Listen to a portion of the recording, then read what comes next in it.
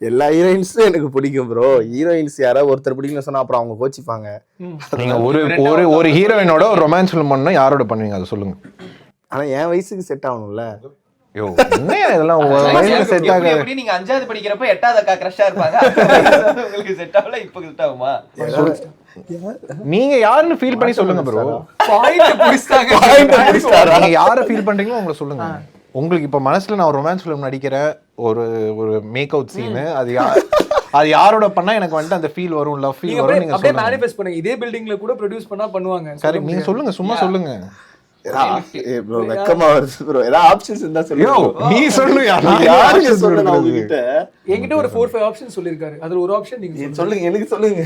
Mic இருக்கு ரெண்டு பேர்ட்டயும். அவர் சொன்னார்னா சொல்ல மாட்டீங்க. சரி ஏஜ் விட்டுருங்க ப்ரோ. என்ன ப்ரோ ஏஜ்? அவன் இங்க 20 வயசுல 40 வயசுல லவ் பண்ணிட்டு இருக்காங்க. அதெல்லாம் நடக்கு. இப்போ வேர்ல்ட் இஸ் இவால்விங் ப்ரோ.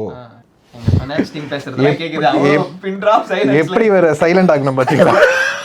ஒரு கேள்வி கேட்டு ஃபுல் சைலண்ட். எனக்கு ரொம்ப பிடிச்ச ஹீரோயினா எனக்கு தமன்னா ரொம்ப பிடிக்கும். ஓகே, இது ஃபர்ஸ்டே சொல்லிருக்கலாம். என்ன அதான் சொன்னாரா? ஓகே, தமன்னா தான் சொன்னார். தமன்னா ரொம்ப பிடிக்கும். இது யோசிச்சிருக்கீங்க இல்ல? அது எப்படி உள்ள சொருகுனார் பாத்தீங்களா? அது மாதிரி இல்ல. நம்ம ஏஜ்ல யாரும் இல்லையா? அது பரவாயில்லையா? நம்ம ஏஜ்ல சோ ஆரம்பத்திலே தெரிஞ்சிருந்தது இந்த பேரு. இல்ல எனக்கு தமன்னா ரொம்ப பிடிக்கும். அப்புறம் அனுஷ்கா ரொம்ப பிடிக்கும்.